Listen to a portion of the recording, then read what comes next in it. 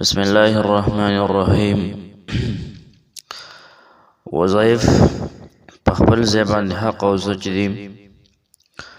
نن چې دا کومه وظیفه ما تاسو له راوړې ده، دې وظیفې ته د ټولو وظایفو سردار ویل کېږي. دا ډېره نایابه وظیفه ده.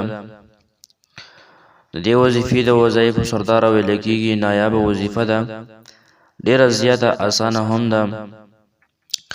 مونږ الله رب العالمین په هغه وخت کې یادو چې کله انسان ګیر شي.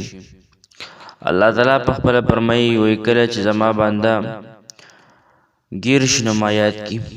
خو الله تعالی څه وایي کله چې زه په دې خپل بنده باندې ډېر نعمتونه وکړم نو دا بنده زما نه یو سیټ ته کښېني.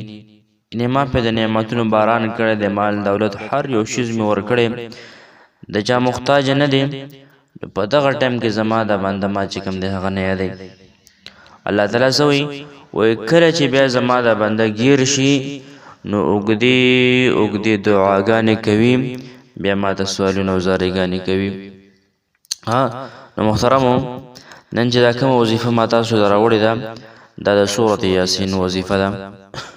او د سورة یاسین د دې د اهمیت اندازه تاسو د دې نه لګولی شئ چې دې د قرآن عظیم الشان زړه ویل کېږي. نو د سورة یاسین ډېرې زیاتې وظیفې هم شته او مختلف قسمه طریقو باندې عاملین د دې هغه وظایف خلکو له ورکوي. که دولت دپاره وې، د دشمن نه د یرې دپاره وې، د حاجاتو د پوره کولو دپاره وې، نو د سورة یاسین ډېره برکتناکه وظیفه ده. او الله تعالی په سورة یاسین کې ډېر برکت اچولی دی، ډېر زیات برکت یې پکې اچولی. نن دا کومه وظیفه چې د خاص د دولت د خرڅولو دپاره ده، ځکه دولت نن سبا د هر یو انسان ضرورت دی. دا د هر یو انسان ضرورت دی دولت ته. نو محترمو، طریقه یې دا ده چې د انسان څه حاجت دی، په زړه یې څه ارمان دی، نو الله تعالی به په دې وظیفې سره ارمان پوره کړي. طریقه کار یې دا دی چې تسبیح به راولي، 101 پیرې به ته درود شریف چې کوم دی هغه وي. اوس درود شریف دی نو بهتر درود شریف علما فرمایي چې هغه د مونځ درود شریف دی، او که بل درود شریف وی نو هم ویلی شي.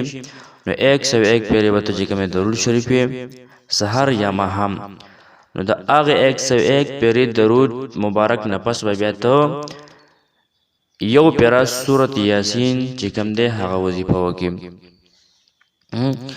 د سورة یاسین وظیفه به د هغې نه پس وکړي. بیا به الله رب العالمین ته چې کوم دی لاس اوچت کړي چې ستا څومره مشکلات دي، څومره مشکلات دي، هغه لاس اوچتولو کې به د الله تعالی نه د خپلو مشکلاتو دعا وکړي.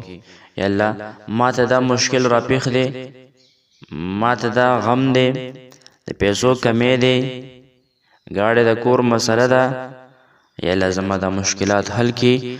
نو الله رب العالمین ډېر زیات بخښونکی دی، الله رب العالمین ډېر زیات ورکوونکی دی د خپل بنده له.